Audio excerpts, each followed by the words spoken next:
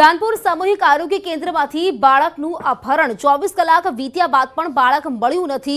LCB SOG સહિત 6 ટીમો બનાવી ધાનપુર, દેવગઢ, બારિયા, લીમખેડાની ટીમો શોધખોળમાં જોડાયા છે। મહત્વનું છે કે હોસ્પિટલમાં રાખેલા સીસીટીવી 2 વર્ષથી બંધ છે।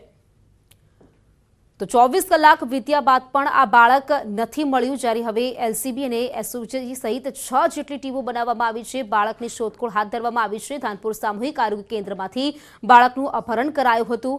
1 માસનું આ બાળક જેનું આરોગ્ય કેન્દ્રમાંથી અપહરણ કરાયું। કુટુંબ નિયોજનનું ઓપરેશન કરાવવા આવેલી મહિલા સાથે આ બનાવ બન્યો છે। બાળકને દૂધ પીવડાવવાના બહાને મોટા બાળક પાસેથી બાળક ઉઠાવી લીધું। હાલ પોલીસે તપાસ હાથ ધરી છે।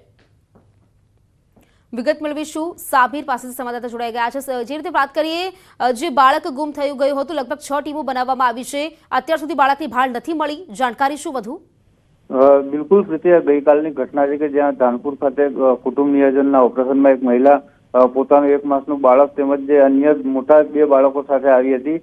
જ્યારે બાળકને બહાર જે ઘોડિયામાં મૂકી અને મહિલા ઓપરેશન માટે ગઈ હતી, તે દરમિયાન એક બુકાનીધારી મહિલા આવી હતી અને બાળકને રમાડવાના બહાને 20 રૂપિયા આપ્યા મોટા બાળકોને અને બારલે બિસ્કીટ લાવવા મોકલી અને મહિલા 1 માસના બાળકને લઈને ફરાર થઈ ગઈ હતી। જ્યારે મહિલા ઓપરેશનમાંથી બહાર આવી ત્યારે ખબર પડી કે તેનું બાળક અપહરણ થયું છે। આ મામલે જે ધાનપુર પોલીસને જાણ કરાતા તાત્કાલિક જે પોલીસ અને આરોગ્યની ટીમો અલગ અલગ જગ્યાએ તપાસ હાથ ધરી હતી, પરંતુ તેના કોઈ જ ભાળ મળી નહોતી।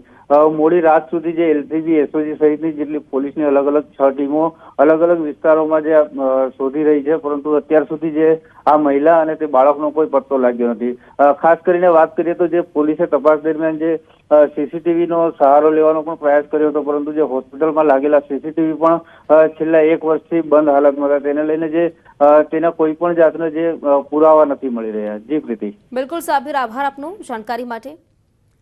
તો 1 માસનું આ બાળક હતું કે જેનું અપહરણ કરવામાં આવ્યું। અત્યાર સુધી તેની ભાળ નથી મળી। પોલીસ દ્વારા તેની તપાસ કરવામાં આવી રહી છે।